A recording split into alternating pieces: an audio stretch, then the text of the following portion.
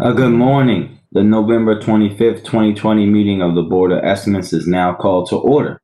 In the interest of promoting and maintaining health and safety, as our nation continues to deal with the COVID-19 pandemic, the Board of Estimates continues to be streamed live virtually. Madam Comptroller, are there any corrections, additions, or deferrals on the agenda?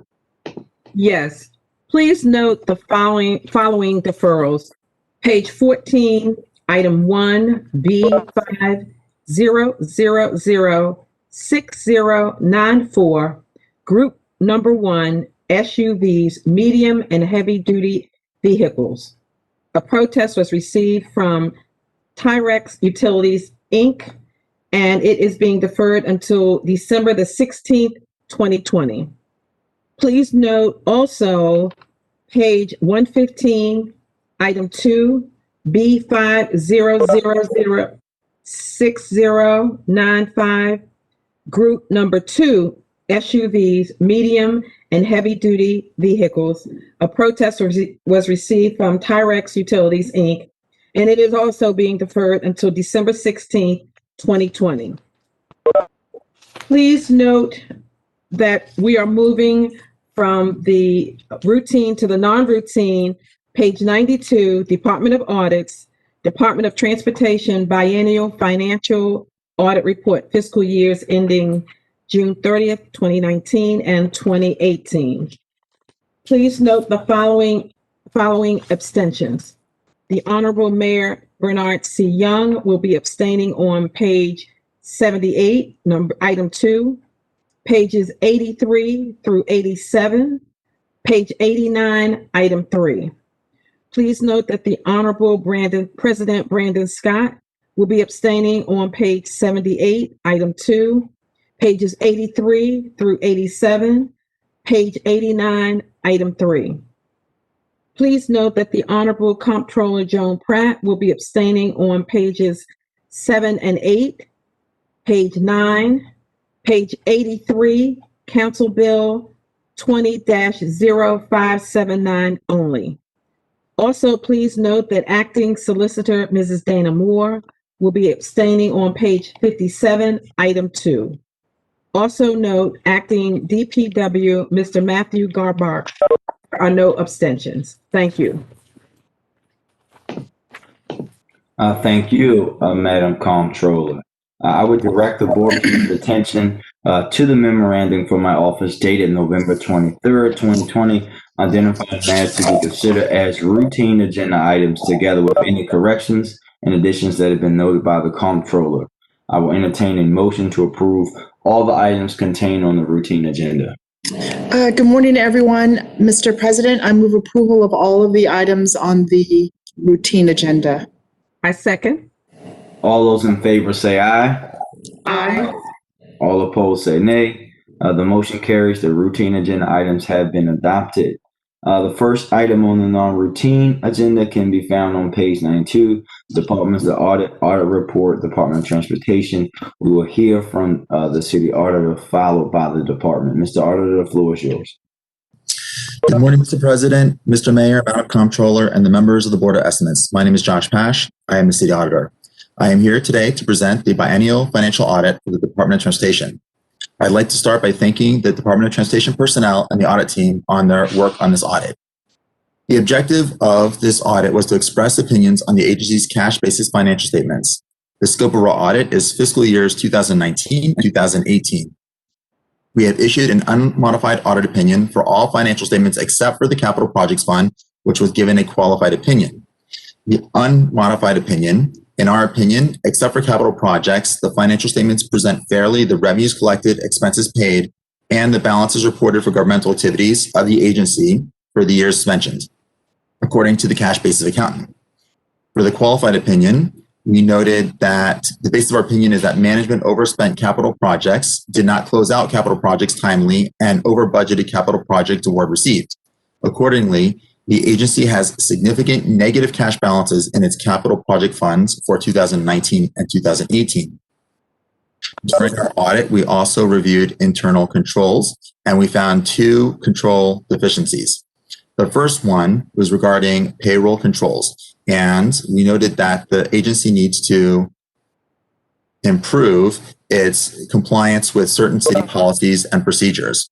For example, we found missing supervisor approval on attendance sheets. We found missing attendance sheets, and we found missing leave approvals, which made it difficult to validate and to confirm the payroll records. When we looked into it, we found that the missing documentation was due to the following reasons. One, lack of supervisor review. One was attendance records were destroyed in a flooding incident in 2018. And we also noted 2 instances where there was no time and attendance records prepared for Youth Works employees hired for snow removal. Our second finding is the basis of our modified qualified opinion, and that is the capital project fund carries significant negative cash balances for 2019 and 2018. We noted that the negative cash balances indicates that the city general fund has to cover those negative balances. However, the agency on the financial statement shows these negative balances, and it shows the impression that the city is owed money from outside sources. When we looked into it, we were not able to determine how much was owed from outside services and how much would have to be reimbursed or covered by the general fund. When we discussed with the agency for reasons for these negative cash balances, and we concluded based on discussions with the agency that the agency overspent on certain capital projects.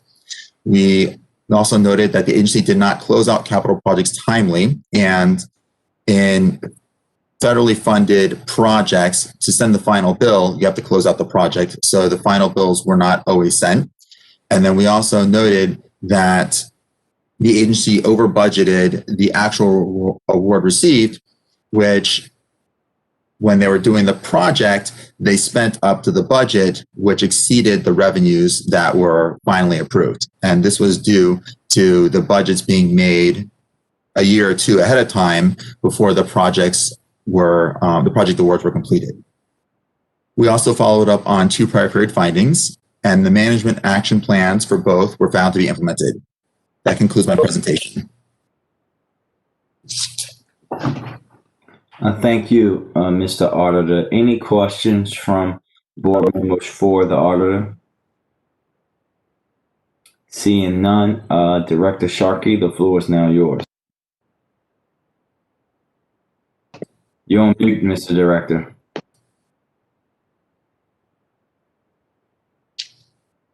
There we go. Thank you, everybody. I want to thank the board, all the elected officials, as well as the city auditor. So thank you for the ability to present today. I think that this was a good audit and opened up a couple of things here. Now, first off, I want to just mention that in terms of the local capital projects, there's a problem with the revenues received from sidewalks and alleys for many, many years. We addressed it last year, but that's going to be a problem. So it's almost a 30-year problem that I have addressed simply by budgeting the appropriate amount of money there. So it's not fixing the old problem, but moving forward, the local capital projects system will work. Also, we are in agreement, especially on the piece about being behind on project closeout. So project closeout, we have now moved into our internal DOT fiscal stat sessions, and we're going to be hiring some contractual help to help complete some backlog of, I think, 2017 and 2018 closeouts so that we can get that revenue money in faster. And that's primarily what I have to say.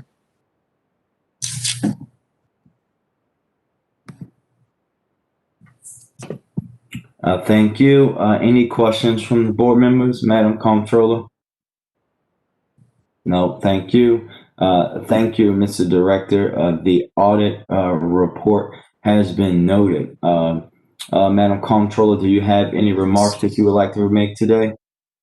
No, I do not. Thank you. All right, Mr. Mayor, seeing none from you, I do have some today. I want to start off by saying, again, unfortunately, continuing to have to say this, we know that COVID cases in our city continue to spike. The most recent data has our cases up 332% over the last month, and deaths up over 100% in that same time period. We should not, with those numbers alone, still have people or talking about having a normal Thanksgiving and talking about holiday gatherings or parties. We cannot be that selfish or irresponsible. In particular, I want to highlight again that younger people between the ages of 20 to 39, my age group, are driving our numbers. And we, as the younger people, especially have a higher level of responsibility to be more responsible on how we are living our lives, because we're not dying. Those people, even though they represent the highest actual numbers, only 11 deaths have come in Baltimore City from those age groups combined, right? We're not dying, but the folks that are in our parents' and grandparents' age groups are. And that's what we have to think about when folks are making the decision whether they want to go to a hookah lounge or whether they want to go out of town and go to a party and come back, whether they want to have a hotel party or go over to their friend's house with 15, 20 other people who they don't live with or are not around each and every day because they have to be. Think about that. We're talking about folks telling people to have a different kind of holiday, having it virtually, having it smaller with your immediate folks is better than not having those people at all in Christmas or next year during the holiday or your birthday. That's how serious this is. And people cannot continue to be that careless where we are not following and taking this thing seriously.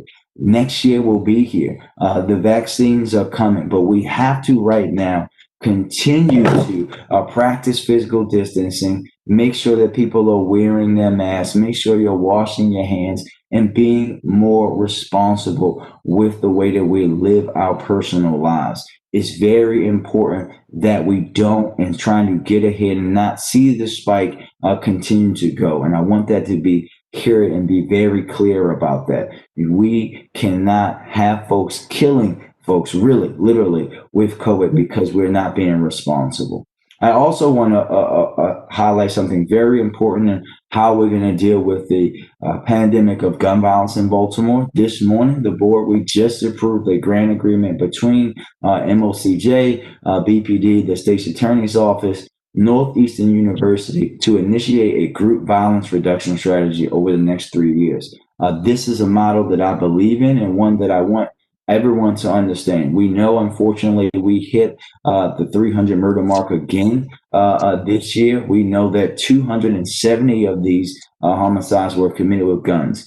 Reducing gun violence will require us to focus our resources and offer a real alternative to a life of crime. In doing that, while fundamentally reimagining our approach to public safety as a whole is something that is very important. Our city has tried implementing elements of a group violence reduction strategy in the past. We have and we will continue to focus on the most violent offenders and groups and guns and do that in a more intense and focused way. But we have never, as a city, invested in what I believe is one of the most essential parts of a group violence reduction strategy, and that's creating opportunities for people to change their life and go in a different path.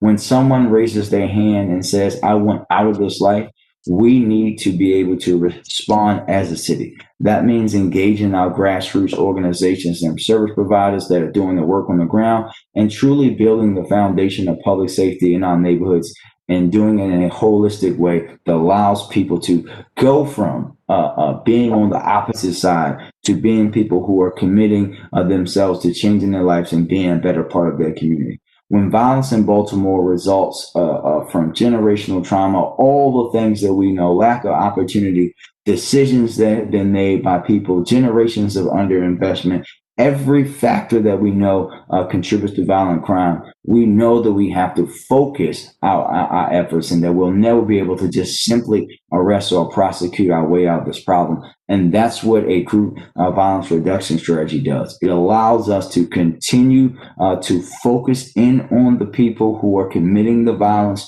but also do what we have failed to do so many times, and that's bring the resources to folks to change their life. A group violence reduction strategy is a deliberate strategy to build the health and resiliency of our communities while keeping everyone safe, alive, and free. We will only sustain reductions in violent crime if our approach is comprehensively grounded and we take immediate action today while simultaneously addressing the root causes of violence. It has to be both. It's not an option for it to be one or the other. I look forward to continuing to discuss this approach across our city and focus on ensuring the success of this group violence reduction strategy as mayor.